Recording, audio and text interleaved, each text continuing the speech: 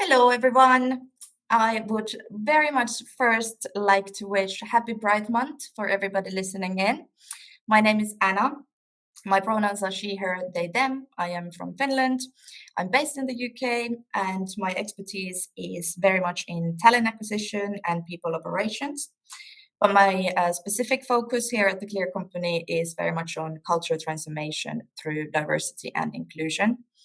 And as someone who shares multiple identities, I'm someone who advocates strongly on intersectional actions. For example, in the gender and LGBTQ plus inclusion, but also social mobility and neurodiversity space.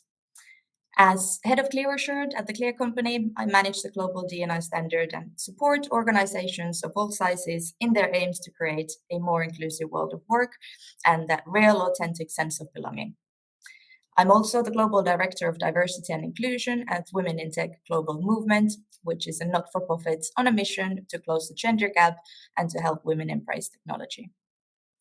So, just to get us started on today's topic, Pride Month is very, very special time for me.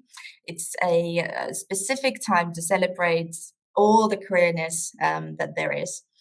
It's a time for us to reflect how far we've come to, but also very much how much work there still is to be done to be a better, more authentic LGBTQ plus inclusion. I love seeing the community really lighten up, being supported, listened to, and appreciated.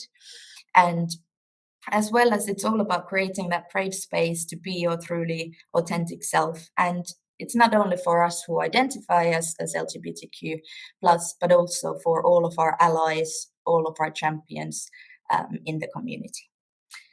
LGBTQ plus work is also something that doesn't just focus on, that we shouldn't focus on just during the celebration month. It requires active commitment, change management, both systemically as well as on an individual level. I personally have found regular support group meetings and ED&I steering groups really making a difference in this space. It's all about active listening and knowledge sharing. That is so powerful. And this is also something that we can do in many, many ways.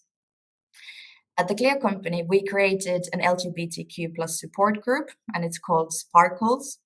It's very much an employee-driven support group with two aims.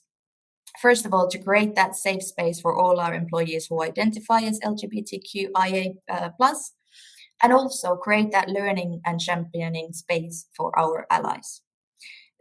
Our support group is nothing too formal. It's literally just a platform for us to brainstorm, launch initiatives, offer support for queer-centered conversations, and also to raise awareness. Anything kind of more formal, something that we highly recommend to our clients, is very much setting up employee resource groups, ERGs. Quite often, what we see is the first step in improving diversity is to draw on the lived experiences of the employees within your organization. So, establishing network groups can actually be a very, very highly effective way of enabling employees from diverse backgrounds to have that voice and influence the way the organization manages diversity. It also requires a lot of time and investment initially. However, we've seen that in most organizations, with the right support, they can become self sufficient within a year or so. Some of the activities that we recommend organizations to undertake to set up those network groups is, first of all, agree the priority areas. So typically, organization would introduce gender, disability, race network groups, but also then LGBTQ plus. It's also very important to identify employees who represent those groups and involve them in the design of the network. It has to feel authentic. For any kind of business case and the buy-in and the true authentic change, you'll need to identify a senior sponsor for each of these network groups. Super important to also appoint those allies who are from outside the demographic, but people who are committed to making the change. Final point is also to agree the terms of reference and assign some key roles for each of the network groups. Trust me, this will help a lot with setting your groups up. In terms of some of the other great things that we've seen some of our clear assured businesses do within this space as part of their wider ED&I strategy. So those ED&I steering groups, those network groups that actually work on intersectionality. So sometimes, and again, of course, your strategy will be aligned to your business goals and vision. Sometimes it does work better to not have only individual support groups, but also recognizing that there might be colleagues who have multiple identities. So, for example, you might have someone who is Black, disabled, religious, gay guy. Are we listening to their opinions as well?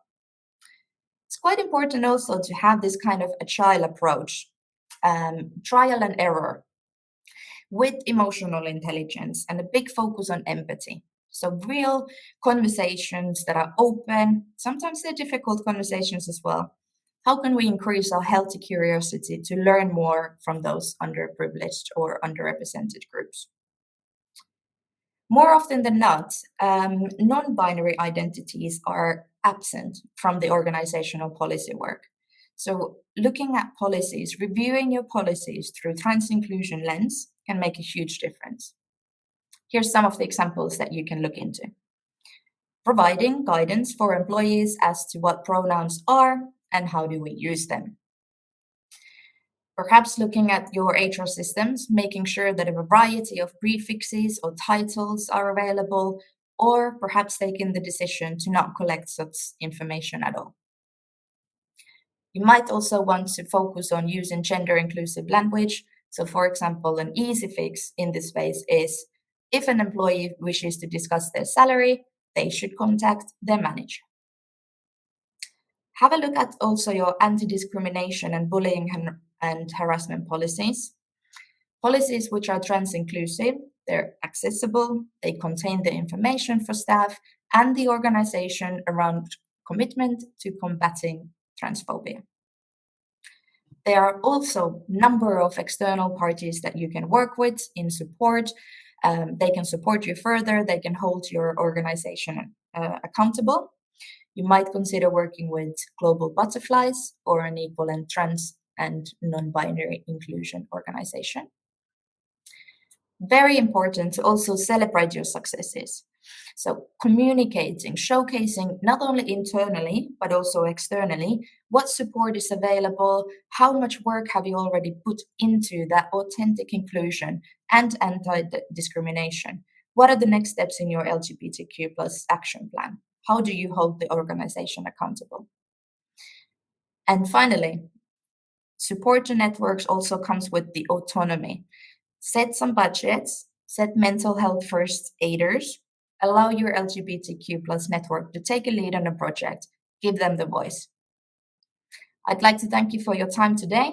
If you would like to get accredited on your ED&I efforts, if you want to upskill all levels in your organization on all things LGBTQ plus inclusion, for example, please do reach out and we can run free of charge clear assured demonstration.